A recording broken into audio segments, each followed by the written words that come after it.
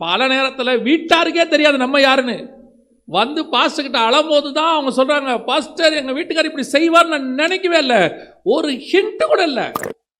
சமீபத்தில் ஒரு அம்மா ஒரு 4 வயசு பிள்ளையும் ஒரு 3 வயசு பிள்ளையும் கொலை பண்ணிருச்சு சென்னையில். அதாவது அந்த அம்மாவுடைய ஒரு தவறான வாழ்க்கைக்கு அந்த பிள்ளைகள் 2 தடையாக இருக்குதுன்னு சொல்லி நைட்டு ஏதோ சாப்பாட்டில் கலந்து கொடுத்துட்டாங்க.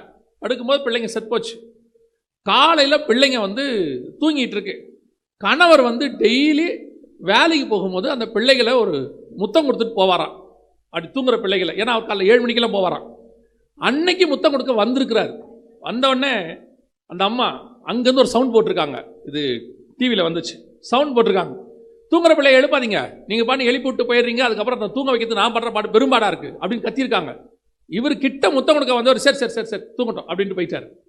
அந்த பிள்ளைங்க செத்துருச்சு, கண்டுபிடிச்சிட்டாங்க. அந்த மாதிரி மனுஷன் சொல்கிறாரு, கடைசியாக முத்தம் கொடுக்க போகும்போது அவள் திட்டம் போது கூட எனக்கு சந்தேகம் வரலங்கிறார்.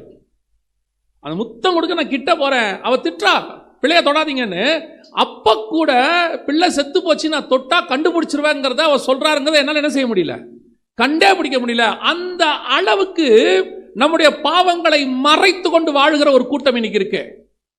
ஆனா நல்லா தெரிஞ்சுக்கொள்ளுங்க, கூட இருக்கிற யாக்கோபுக்கு தெரியாது, லாபானுக்கு தெரியாது, ஆனால் கர்த்தருக்கு நன்றாய் தெரியும்.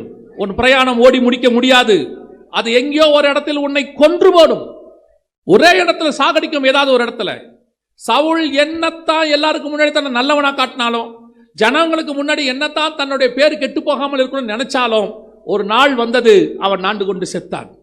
யூதாஸ் என்னதான் தன்னை ஒரு அப்போஸ்தலனாக காட்டிக்கொண்டாலும், அற்புத அடையாளங்கள் செய்தாலும், அதான் ரொம்ப முக்கியம். எல்லா அப்போஸ்தலரும் போய் என்ன செஞ்சாங்களாம், 2 பேரா போய் அற்புத அடையாளங்களை செஞ்சாங்களாம். அப்பவே இவனு என்ன பண்ணியிருக்கிறான், அற்புத அடையாளங்களை போய் செஞ்சிருக்கிறான். 2 பேரா வந்து சாட்சி சொன்னாங்க. சாட்சி சொன்னவன்ல இவனும் ஒருத்தன். யாருக்காவது சந்தேகம் வந்திருக்குமா? யோசித்து பாருங்க. முந்தின நாள் நைட்டு 12 பேர் சுற்றி உட்காந்துருக்கிறாங்க. எல்லாரும் கேட்குறாங்க, நீங்கள் உங்களில் ஒருவன் என்னை காட்டி கொடுப்பான்னு. எல்லாரும் கேட்குறாங்க, நானா நானா ரபி நானா ரபின்னு. இவனை என்ன பண்ணானாமா? யோசித்து பாருங்க. கூட இருக்கிற 11 பேருக்கு சந்தேகமே வரல பாருங்க, ஒரு இன்ச்சு கூட சந்தேகம் வரல பாருங்க. அப்ப இவன் எப்பேற்பட்ட திருடனா இருப்பான் பாருங்க.